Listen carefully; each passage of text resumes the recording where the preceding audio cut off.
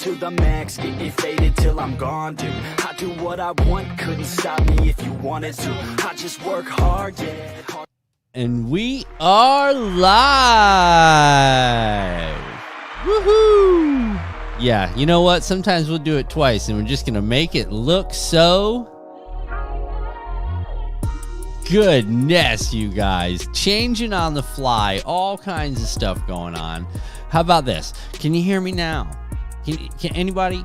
Can I get a 1 in the chat if you can hear me now? I mean, this is brutal, bro. This is like a nightmare happening live at the same time, but that's okay because we're going to flow with it. We just did take 2. We'll cut that first segment out. We'll pretend it never even happened, and we're just going to move along. How's that sound, guys? Sounds good.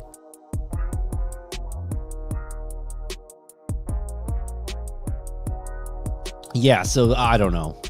I don't even know where to begin. But guys, we are going to talk about something this summer that I have failed to utilize on every fishing trip that I've been on. Not that I haven't been catching fish. I just haven't reached into my bag of tricks.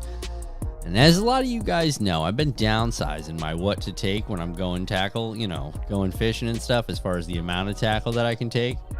Hey, what's going on, Greg, SoFlo, Mo Grady, Kristen J, everybody else that's hanging out tonight? Welcome back again. I'm glad we could fix all that. When you guys said tin can, you weren't kidding. It sounded bad. Guys, jig fishing. I know what you're thinking. Jig fishing? Whoa, what is jig fishing? Well, as we've talked about many times on the channel, especially when we're talking in the summer series, one of the things that are really important to the fish is temperature and stability of that temperature. Fish aren't going to hang out in an area that they know is going to be like 88 degrees in the morning and then 98 degrees in the evening. They're going to retreat to deeper water. Is it that the fact that they're trying to retreat to deeper water, or is it the fact that bottom contact, ground contact, is really what keeps the fish as close to a comfortable temperature as it can? Because almost regardless of how much sun goes down into the water, when that vegetation starts to eat that sun up, it drops drastically at the bottom of the water. So fish will be posted up with a lot of ground contact. We learned that a while back when we watched that video together with if we can remember his name now, having a total fart, Doug Hannon. How could you forget that guy? You know what I'm saying? Doug Hannon talked really in depth about how important bottom contact is, especially in the summer. Drink.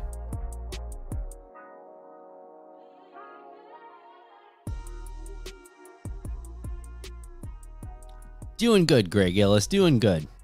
So guys, jigs.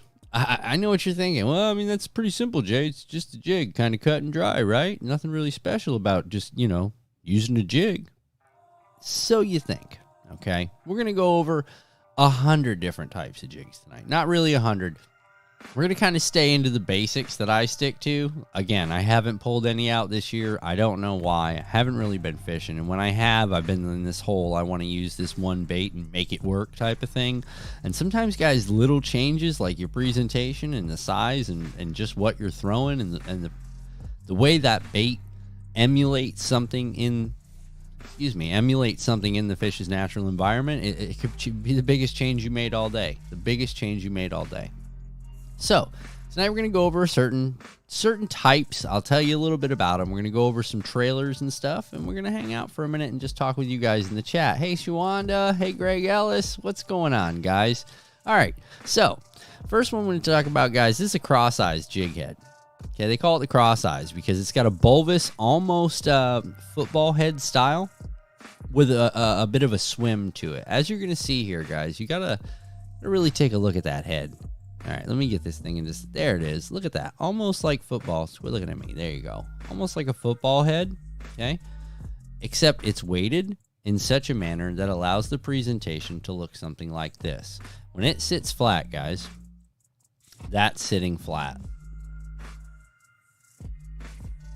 The positioning of the hook is up, so the lure is in that, if you bite it, you're getting pricked position, which is very important, okay? So that's one of the reasons I really like the cross-eyes head jig, because of that flat head at that bevel bottom that allows that bait to have that hook up and exposed. We're going to look at a lot of other jig manufacturers tonight. they're all going to have a little something different. They're all going to have their niche, so to speak. Yeah, no, you're going to see that some of them are just kind of gimmicky, and that was the reason that I kind of got stuck into them a long time ago and never really used them, but still have them so we could talk about them. Give me 1 second, guys. We'll get into it.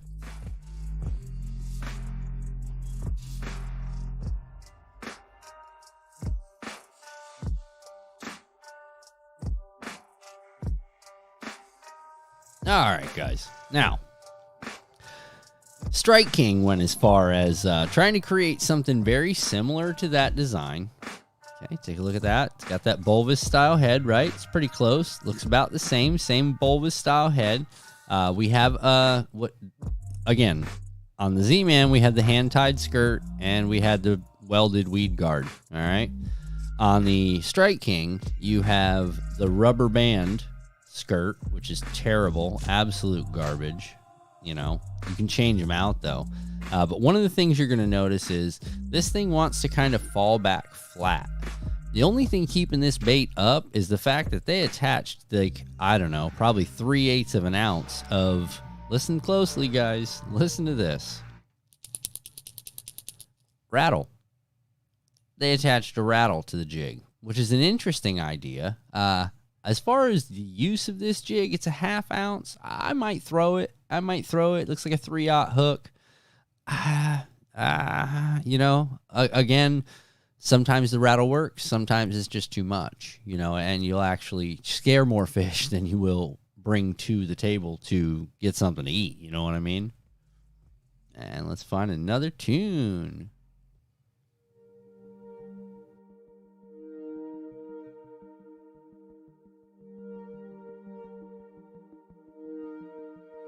All right, guys, I got a couple of these different rattling designs here in the blue black. One's in a blue black with a blue, and one's in a blue black with a what appears to be a black. Very similar, guys. Like I said, again, not as exciting. The skirts kind of make them look weird, but we're gonna get into why we're talking about the jig today. Again, bottom contact, so important. So important to have bottom contact when you're fishing in the summer, guys. Hold on.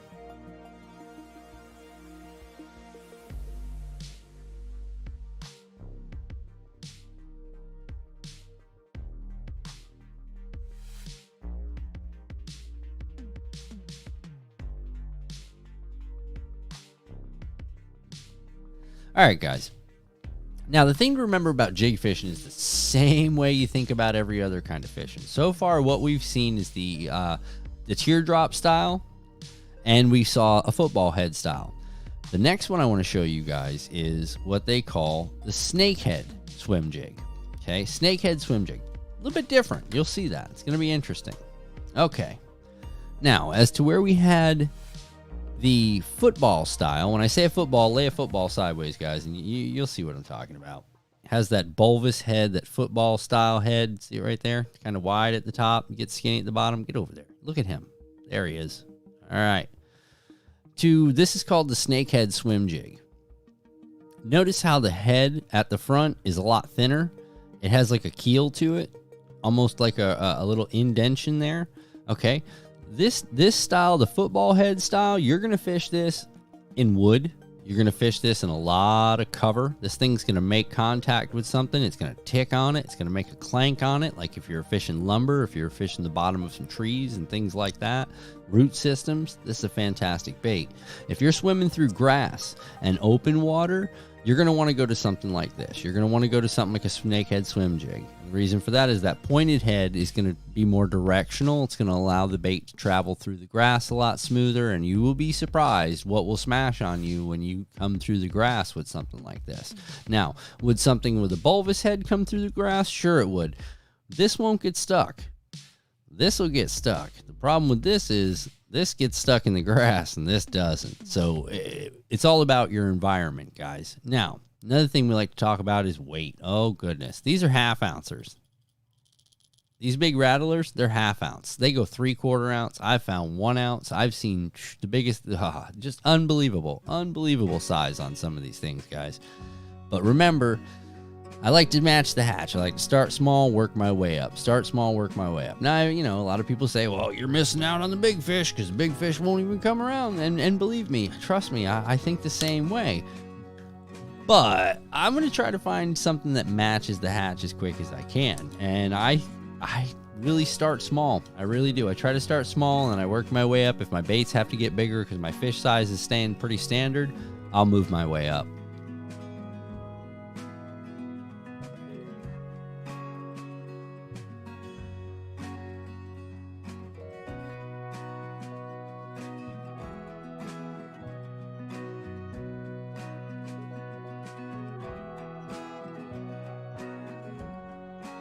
Hey, Gary, how are you, buddy? Welcome. Glad you guys could make it tonight. Thanks for hanging out. All right, guys. Now, we're going to talk about something a little bit more interesting. Now that we've talked about jigs, we're going to talk about how this whole thing starts to get really crazy when it comes to the industry, where something like this jig was a standard for a long, long time, but they've now changed standards. And this opens us up to a new technique, which is the underspin. I classify the underspin right along with a jig before I classify it with a spinnerbait, and I'll tell you why. I kind of feel that the swim jig, remember we talked about swim jig, this is the pointed head, that's the one that's got the point rather than having that bulbous top head section. The swim jig is going to be more open water and geared towards grass lines and things like that. Now, when you've attached your correct trailer, which we're going to get into this evening, guys, on one of these underspins, you're going to want to slow roll this particular bait. Now, when you're doing your jig work, guys, you've got pops, you can do steady swims, you can do drops and falls, off cadence, we can burn it. It all depends on the trailer. We're going to get into that here in a little while. We're going to talk about the different trailers that we can use. But before we do, like I said, let's cut into the underspins.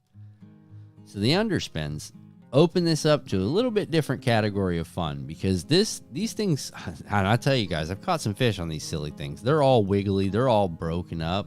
This is a little 3/8, and then this is a 1/2 ounce.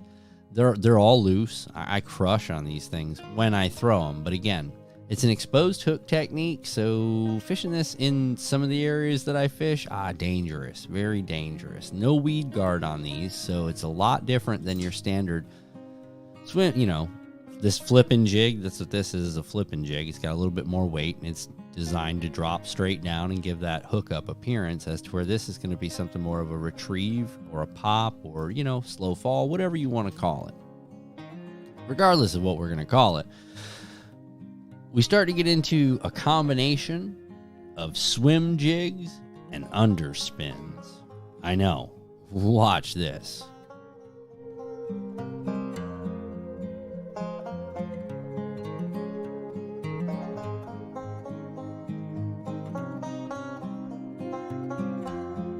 Remember, guys, I'm terrible at opening the boxes prior to showing you guys what I'm using. And a lot of times if I don't use it, I'll just leave it in the box until later on when I do use it, and then I'll close it back up. But Megabass came out with something kind of cool. So, if it's Megabass, it might work, might not. I mean, you're going to spend some money on it regardless, but I had to check it out. So let's check it out together. This is the Megabass. It says Ooze Swimmer. And this is a hand-built by Megabass Works. It's a 3/8 ounce with a 4/0 hook size. And this, guys, is an underspin swim jig. Let's see if we can get it out of the package without breaking it. Hold on. Oh goodness. Oh, my gosh. That would have been $25 broken. All right, guys, check this thing out. This is fancy.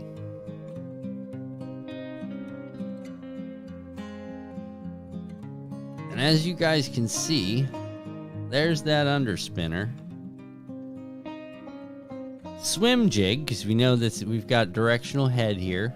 Looks like it's just going to get right along in the water. Hopefully it'll swim pretty true. Got that little flicker down there, that little underspin. Got a good sized girth. Pretty stout on the weed guard. I wouldn't really, wouldn't go messing with this too much. I might trim it a little bit, just take it off, right right about there, just enough to bring it across the hook. But, you know, I don't think anything's going to get that restrictive on it, but who knows? This is an interesting thing here, guys.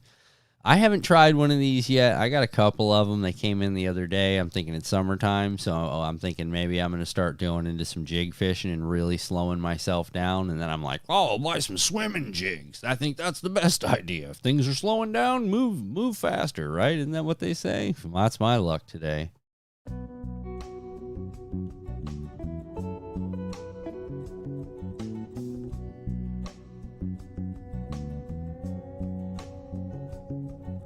I know what you guys are thinking. Okay, now that you showed us all this stuff, man, why did you show us all this stuff? Oh, wait, did we get a chance to see? We did get a chance to see the socks, right? I'm pretty sure that came up. I'm pretty sure it did. All right, I'm pretty sure socks came up somewhere in that whole thing. I know it. I know somebody saw them somewhere, I'm sure, right?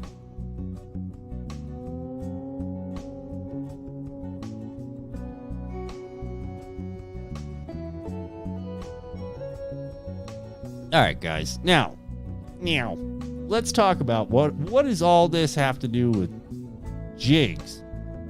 Why did we go into so many different jigs? Well, the reason we went into so many different jigs is so we can talk about all the different jig trailers that are out there, guys. Again, isn't it funny how we have to accessorize as fishermen to make sure that we can land fish? We accessorize, we add parts. So let's do it. Let's see what we would throw with some of these projects, with some of these lures, some of these jigs. What are we going to pair them up with? Well, what do we pair everything else up with? That's what we're going to use. Let's check them out.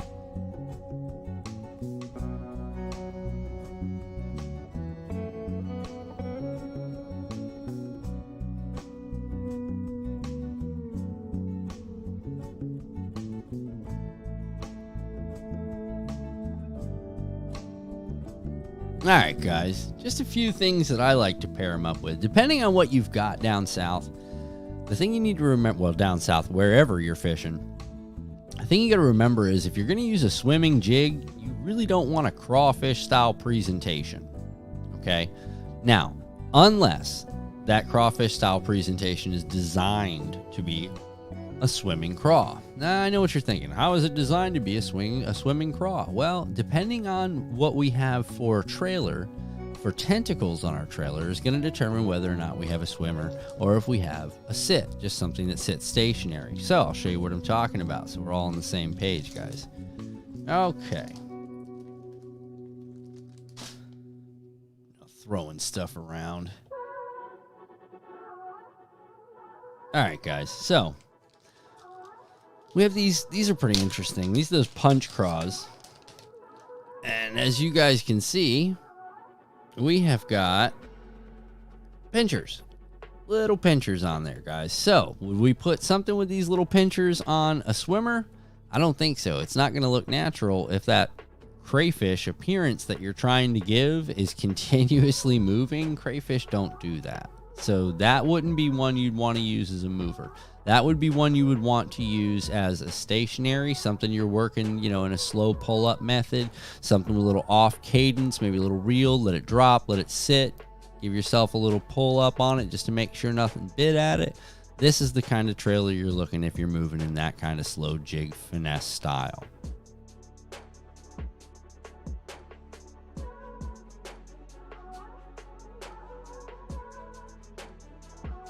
Now, earlier we looked at that flipping jig, the one with the big wide head on it. I know a lot of people, when they're doing flipping, they're all, it's a big piece of plastic when you're doing flipping. A lot of people don't realize that. One of my favorite flippers, as far as the big jigs go, are everybody knows palmetto bugs. Big palmetto bugs, lots of vibrating ribs. These are important, guys, and I'll tell you why. No, it doesn't change anything in the water. Some people think that they change stuff in the water. What actually happens is air gets trapped in these, and as this thing floats to the bottom, it starts to release little pockets of air, little bubbles of air come out. And a lot of times you'd be surprised, but bass do key in on that because they think, oh, look at that, it's dying, or look at that, it's not, something's wrong, it's not paying attention. So Big craws like this, great job. Now, is this a swimmer? No. I'm going to put this on a big flipping jig. I'm going to work this thing slow. I'm going to just toss to myself until I'm blue in the face. I might get a couple 4 or 5 little pulls, and then I'm going to reel it in and start my next spot. So if you're looking for something stationary, good presentation, these little flippers will float up here. That'll make this thing look real interesting, especially when it's laying up on a nice 45 degree with that hook buried in it. You can run these. This will get you bit. This right here get you bit, guys. I hope it does. It got me bit a couple of years back, and like I said, I just haven't been fishing this summer as much, so I haven't tried a lot of my go-tos from back in the days. So we'll see. Let's look at another one.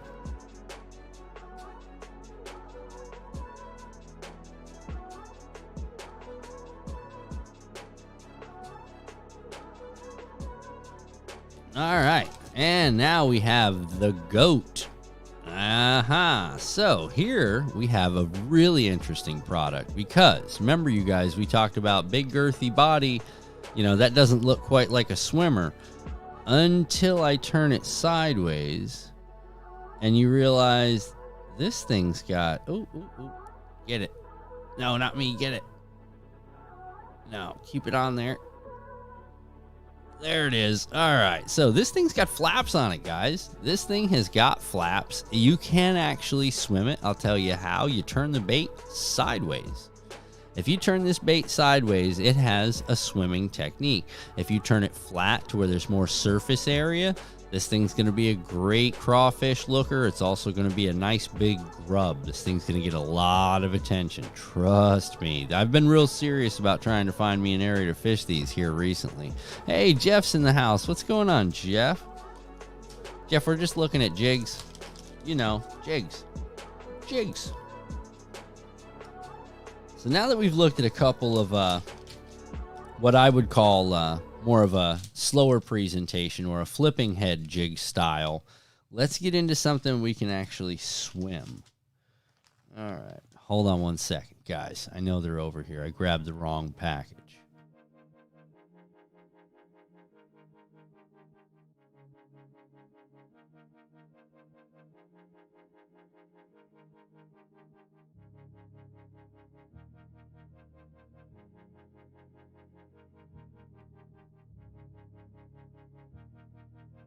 All right, remember, guys, here we go. Our imitation style for what we're looking for with these particular jigs is we're looking to present something either in a bait fish swimming, or we're looking for a crayfish or a bluegill or something of that nature that's going to give us a presentation that the fish is going to, when it puffs, when you stop that bait for a second, or you give that little tug and those flares flare out, you know, those little what they call trailers, or not trailers, but the skirt. That skirt flares out. It gives a totally different appearance, and that could be what triggers the fish. So a couple of different methods that I use. I like to start small. You guys know that. And I'll go to something really, really small, like something like these little split tail grub. This right here, I have had fish bite this, as funny as it sounds. It's little, but again, it's just enough presentation that on the back of a jig, it doesn't appear to be too offensive. It's a smaller jig, maybe something in a 1/4 ounce, 3/8 ounce, with a small little presentation like this on the back, the split tail grub. You never know. Like I said, that's one of these things. I like to start small. I like to work my way up. So again, these are all swimming. That style, this particular style trailer, I would not use on a slow drop technique. I would go ahead and swim it. I would fish it. I would just bring it in like it was, you know, not really a crankbait. I would give it small cadence changes and things like that. But yeah, all these ones I'm going to show you now are the ones that I'm just reeling in some way, shape, or form. I'm not really worried about bottom contact as much as I am position in the water column. You guys following me there? Position in the water column.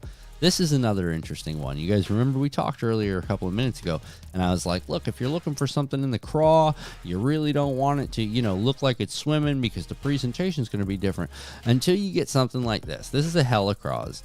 These big flaps right here, this thing is made to move. Okay, this gives that presentation of a larger crayfish that is going to push out 10, 15 yards. You know, it's gonna take off. And I will tell you, with the bigger body like this, it's gonna keep that presentation area for that lure, that jig, it's going to keep it pretty.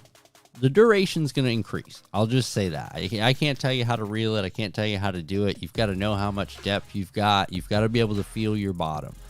A lot of people like to fish these jigs, and they like to fish them on like 60 and 75 pound braid. I don't really go higher than 40 with the jig because I want that sensitivity. You'll be surprised how often fish do hit your bait, and you have no idea. You really have no idea that fish are hitting your bait because either A, your line's too thick and you're not getting that response because they're smaller fish, or B, your line's not heavy enough and everything you hit feels like you need to set a hook. And if you're running around with a jig and an open exposed hook, I'll tell you, it's going to be a long day for the guy on the trolling motor. I'm just saying.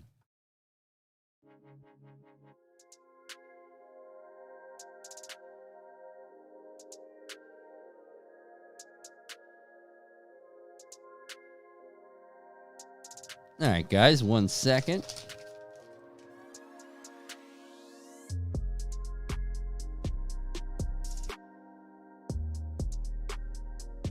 Gotta wipe my hands. I got the stuff on me. Hold on.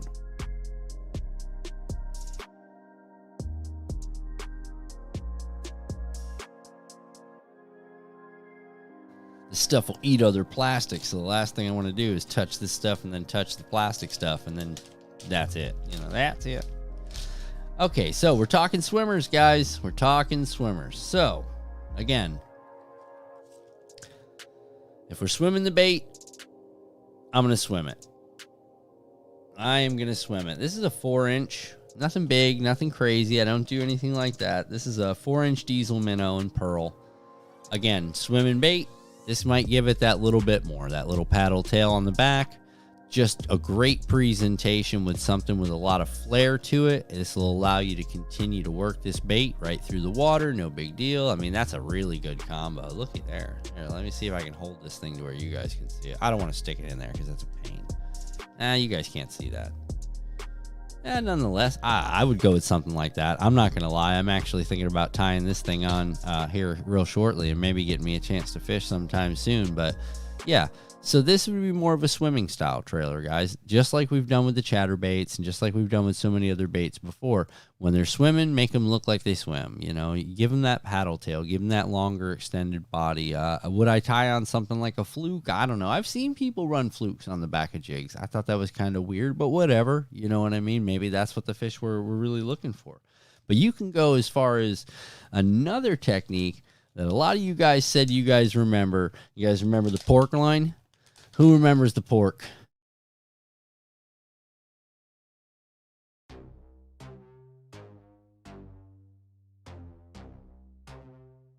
That's right, guys. The old pork loin. That's one you can use on the back of a jig for all of you guys. Hey, what's up, Skrilla?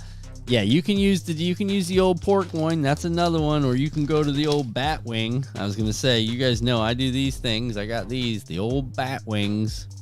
Go ahead and stick you one of those on the back. Just the tiniest little bit of presentation just off the back side, just so it gives some different appearance. Maybe somebody's not, really paying attention. Maybe you're moving that thing so fast that fish didn't have time to decide whether it wanted to bite or not, and still did, right?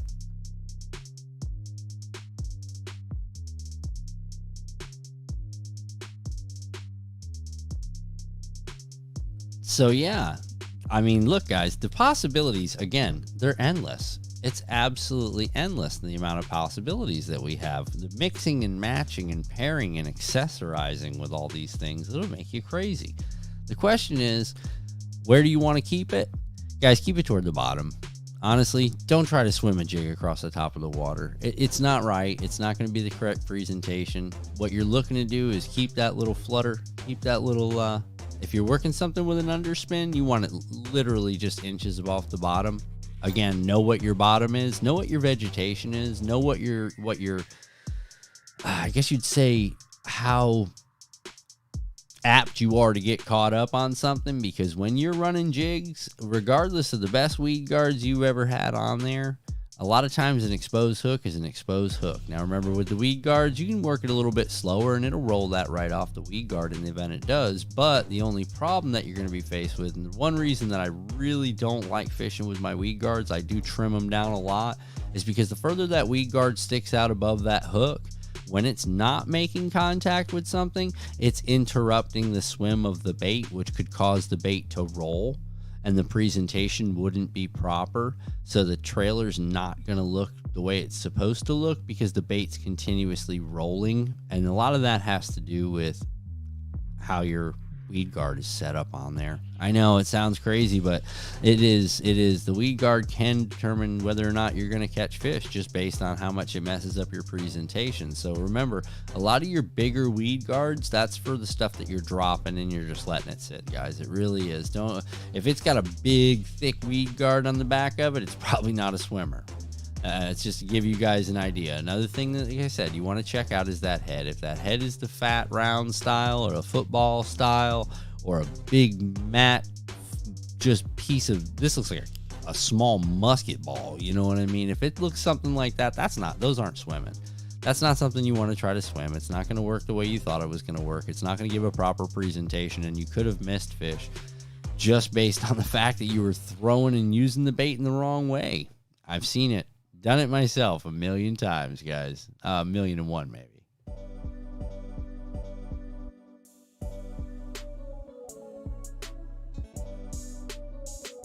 Robert Sharp says use bacon. Yeah, it's so funny you were talking about bacon, man. We just we got that. We got bacon issues. We had bacon issues the other day, man. But we're not gonna. Well, that's a issue for the hate, by the way. I don't want to put that out on this side. You know the deal.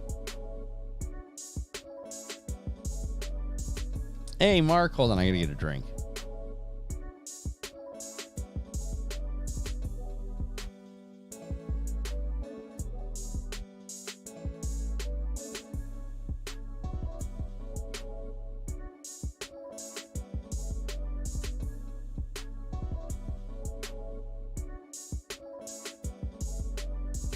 No, I forgot where I put my drink, guys. Hold on one second.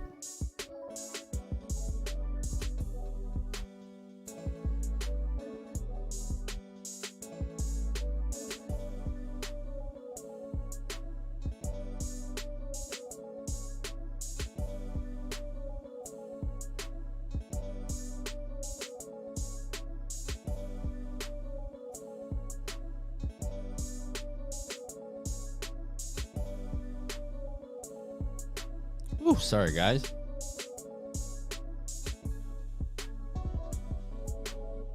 Jeff, look at that. Jeff and Rod. Hey, what's up, guys? Yeah, so if there's something I can say about jig fishing,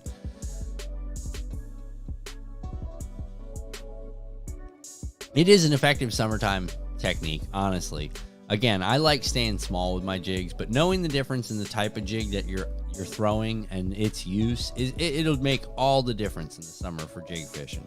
A lot of people don't realize that. And the first thing they start thinking is, well, you got to throw the big one. You got to throw the one that rattles. Listen, if you throw the one that rattles with that big head and you're trying to swim it through, you're not going to catch the fish you thought you were going to fish. And if you're throwing something with a swim head in the timber, you're just going to get hooked up a lot. So you're going to want to definitely make sure you've got something with a fat head, like a football head. So if you get it in there and need to jiggle it out, it'll come out because it's oblong, it's weird, it won't get caught like you think it would. So, know what you're throwing before you go out to the lake.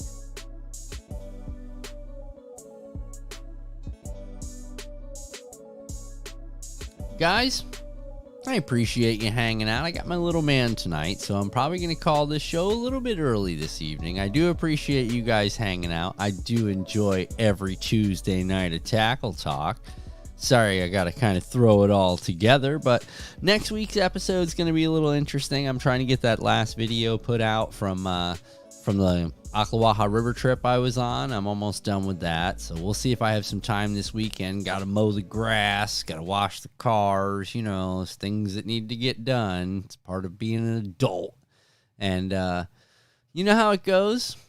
But listen, guys, Again, thank each and every one of you guys for coming out and hanging out. I hope I could show you a few things. I hope you got a little bit better understanding and idea of what's going on. Yeah, Rod says take some night crawlers just in case. Yeah, I know jig fishing gonna feel like you should have brought night crawlers, but if you use the correct jig and the correct trailer, you can make it happen on those things. I'm telling you, something about them.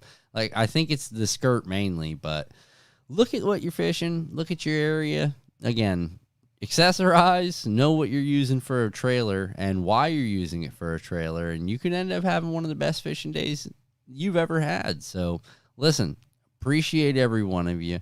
It's been real. It's been fun. We'll see you guys on the next one.